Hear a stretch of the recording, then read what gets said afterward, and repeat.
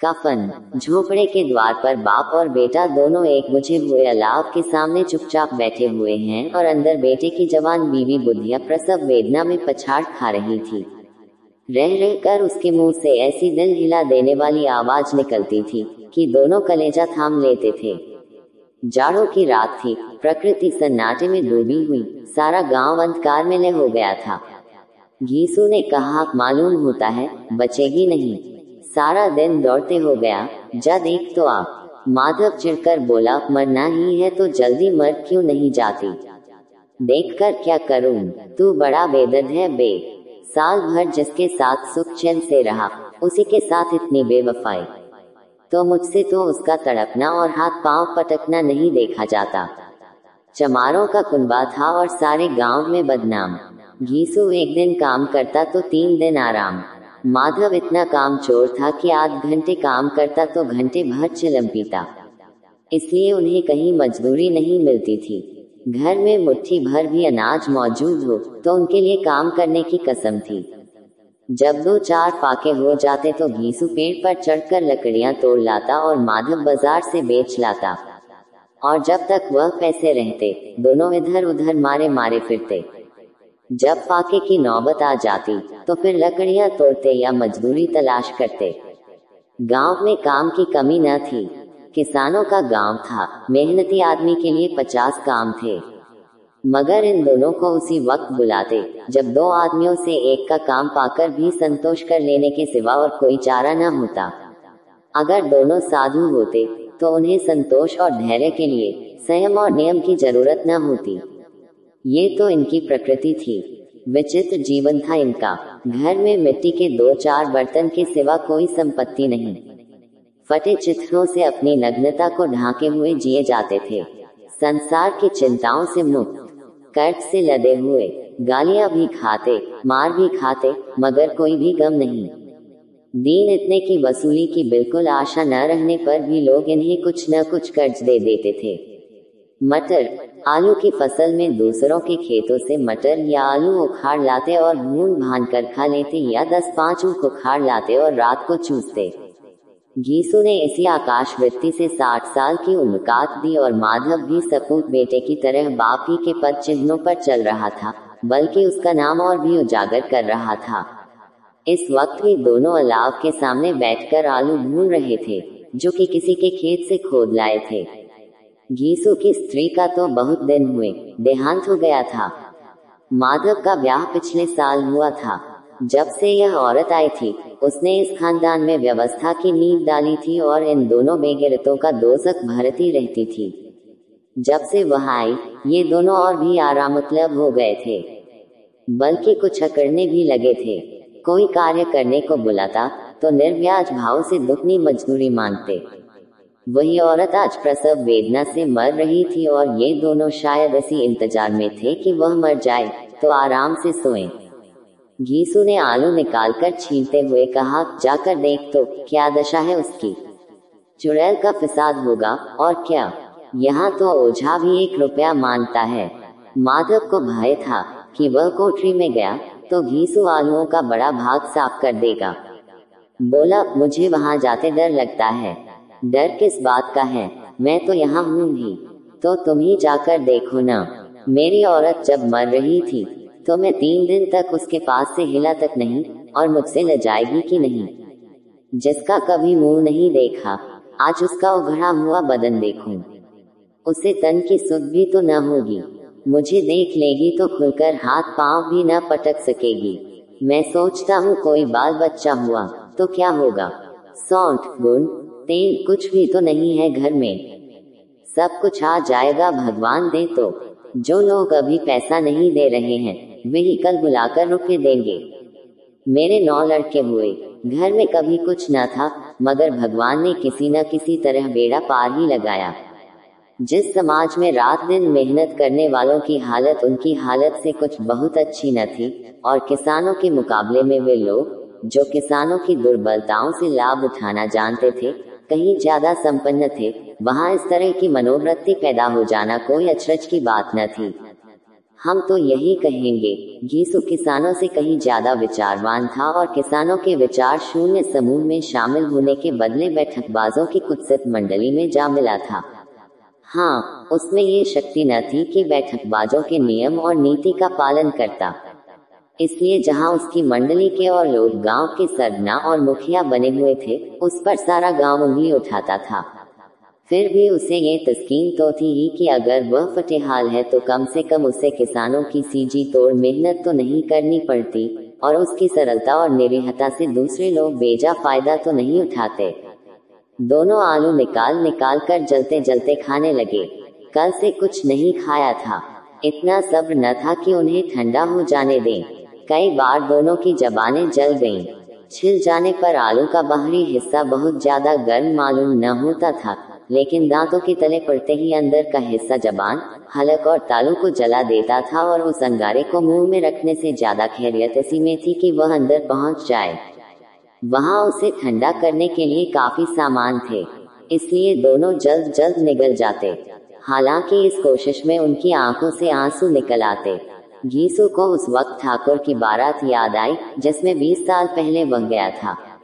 उस दावत में उसे जो तृप्ति मिली थी, वह उसके जीवन में एक याद रखने लायक बात थी, और आज भी उसकी याद ताजा थी। बोला, वह भोज नहीं भूलता। तब से फिर उस तरह का खाना और भरपेट नहीं मिला।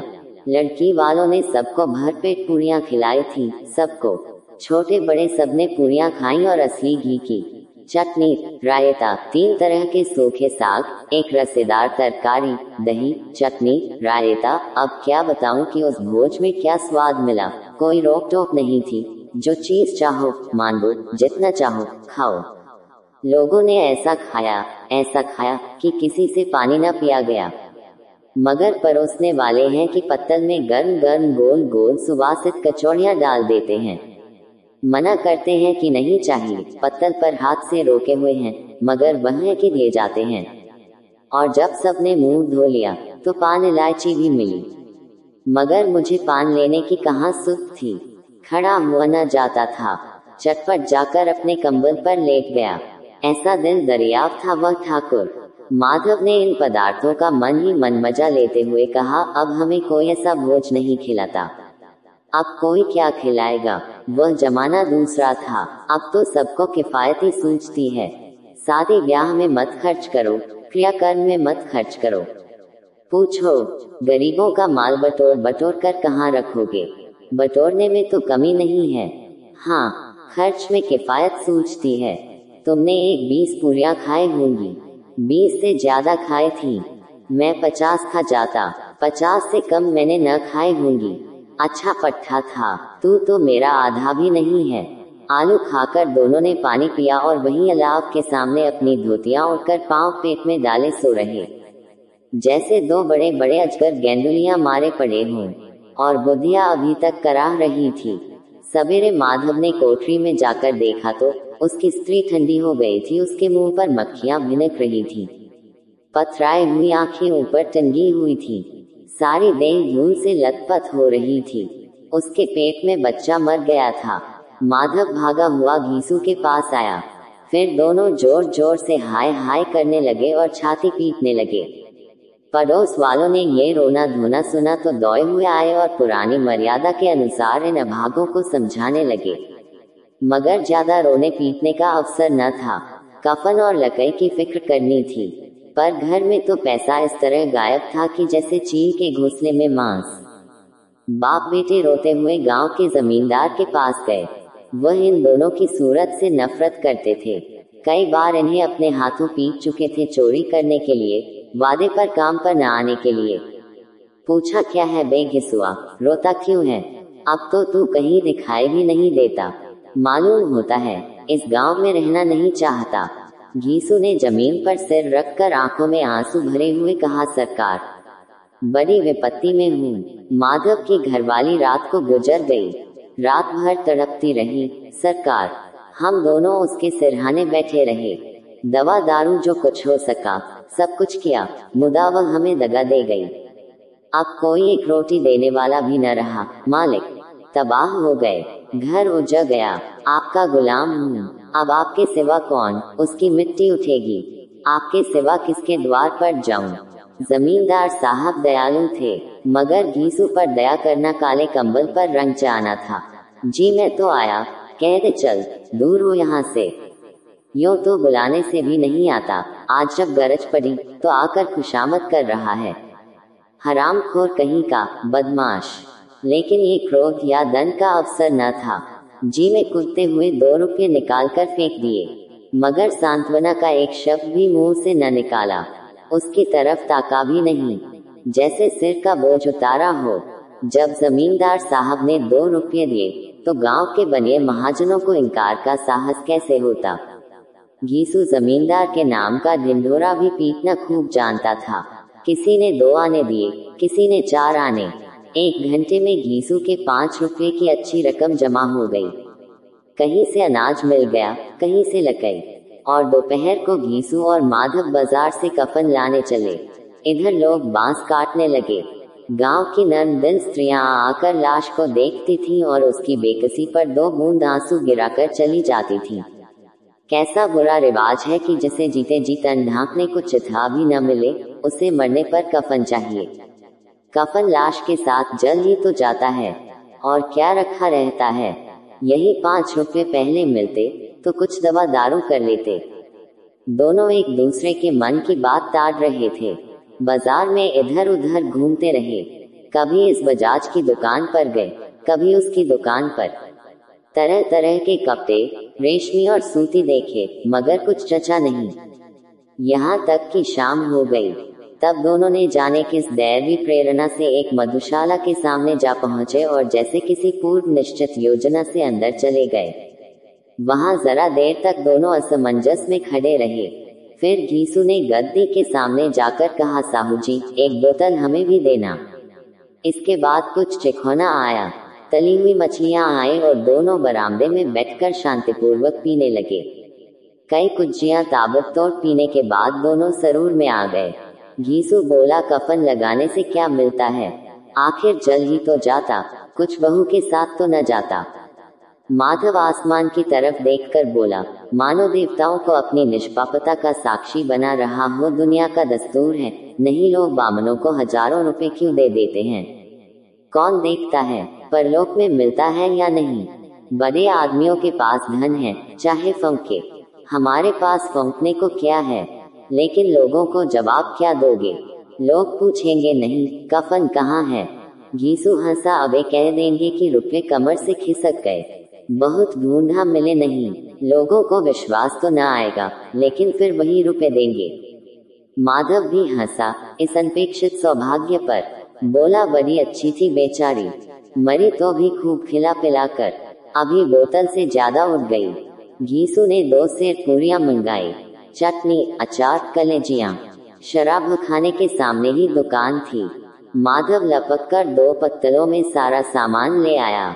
पूरा 1.5 रुपया और खर्च हो गया। सिर्फ थोड़े से पैसे बच रहे। दोनों इस वक्त शान से बैठे हुए पूरियां खा रहे थे, जैसे जंगल में कोई शेर अपना शिकार उड़ा रहा हो। न जवाबदेही का खौफ था, न बदनामी की फिक्र। इन भावनाओं को उन्होंने बहुत पहले ही जीत लिया था। घीसू दार्शनिक भाव से बोला, हमारी आत्मा प्रसन्न हो रही है तो क्या उसे पुण्य होगा। माधव ने श्रद्धा से सिर झुकाकर तस्दीक की, जरूर से जरूर होगा। भगवान तुम अंतर्यामी हो, उसे बैकुंठ ले जाना। हम दोनों हृदय से आशीर्वाद दे रहे हैं। आज जो भोजन मिला वह कभी उम्र भर न मिला था। एक क्षण के बाद माधव के मन में एक शंका जागी। बोला, क्यों दादा, हम लोग भी तो एक न दिन वहां जाएंगे ही। घीसू ने इस भोले भाले सवाल का कुछ उत्तर न दिया। वह परलोक की बातें सोचकर इस आनंद में बाधा न डालना चाहता था। जो वहाँ वह हम लोगों से पूछे कि तुमने कफन क्यों नहीं दिया तो क्या कहेंगे। कहेंगे तुम्हारा सिर। पूछेगी तो जरूर, तू जानता है कि उसे कफन न मिलेगा। तू मुझे ऐसा गधा समझता है। 60 साल क्या दुनिया में घास खोदता रहा हूँ, उसको कफन मिलेगा और इससे बहुत अच्छा मिलेगा। माधव को विश्वास न आया। बोला, कौन देगा। रुपये तो तुमने चट कर दिए, वह तो मुझसे पूछेगी। उसकी मांग में सेंदूर तो मैंने ही डाला था। घीसू गरम होकर बोला, मैं कहता हूँ उसे कफन मिलेगा, तू मानता क्यों नहीं? कौन देगा? बताते क्यों नहीं? वही लोग देंगे जिन्होंने इस बार दिया। हाँ, अब के रुपए हमारे हाथ न आएंगे। ज्यों ज्यों अंधेरा बढ़ता था और सितारों की चमक तेज होती थी, मधुशाला की रौनक भी बढ़ती जाती थी। कोई गाता था, कोई नींद मारता था, कोई अपने संगी के गले लिपटा जाता था, कोई अपने दोस्त के मुंह से कुल्हाड़ लगाए देता था। वहां के वातावरण में सरूर था, हवा में नशा। कितने तो यहाँ आकर एक चुल्लू में मस्त हो जाते। शराब से ज्यादा वहां की हवा उन पर नशा करती थी, जीवन की बाधाएं खींच लेती थी, और कुछ देर के लिए वे भूल जाते थे कि वे जीते हैं या मरते हैं, या न जीते हैं न मरते हैं। और ये दोनों बाप बेटा अब भी मजे ले लेकर चुस्कियां ले रहे थे। सबकी निगाहें इनकी ओर जमी हुई थी। दोनों कितने भाग्य के बली हैं। पूरी बोतल बीच में है। भरपेट खाकर माधव ने बची हुई पूरियों का पत्तल उठाकर एक भिखारी को दे दिया, जो खड़ा इनकी ओर भूखी आंखों से देख रहा था। और देने के गौरव, आनंद और उल्लास का उसने अपने जीवन में पहली बार अनुभव किया। घीसू ने कहा, ले जा, खूब खा और आशीर्वाद दे। जिसकी कमाई है वह तो मर गई, पर तेरा आशीर्वाद उसे जरूर पहुंचेगा। रोए रोए से आशीर्वाद दे, बड़ी गाढ़ी कमाई के पैसे हैं। माधव ने फिर आसमान की तरफ देखकर कहा, वह वैकुंठ में जाएगी दादा, वह वैकुंठ की रानी बनेगी। घीसू खड़ा हो गया और जैसे उल्लास की लहरों में तैरता हुआ बोला, हाँ बेटा, वैकुंठ में जाएगी। किसी को सताया नहीं, किसी को दबाया नहीं, मरते मरते हमारी जिंदगी को सबसे बड़ी लालसा पूरी कर गई। वह न वैकुंठ में जाएगी तो क्या ये मोटे मोटे लोग जाएंगे, जो गरीबों को दोनों हाथों से लूटते हैं और अपने पाप को धोने के लिए गंगा में नहाते हैं और मंदिरों में जल चढ़ाते हैं। श्रद्धालुता का ये रंग तुरंत ही बदल गया। अस्थिरता नशे की खासियत है। दुख और निराशा का दौरा हुआ। माधव बोला, मगर दादा, बेचारी ने जिंदगी में बड़ा दुख भोगा। कितना दुख झेल कर मरी। वह आंखों पर हाथ रखकर रोने लगा, चीखें मार मार कर। घीसू ने समझाया, क्यों रोता है बेटा? खुश हो कि वह माया जाल से मुक्त हो गई, जंजाल से छूट गई। बड़ी भाग्यवान थी जो इतनी जल्द माया मोह के बंधन तोड़ दिए। और दोनों खड़े होकर गाने लगे, ठगिनी क्यों नैना झुमकावे, ठगिनी। फिर दोनों नाचने लगे, उछले भी, कूदे भी, गिरे भी, मटके भी, भाव भी बनाए, अभिनय भी किए और आखिर नशे से बदमस्त होकर वहीं गिर पड़े।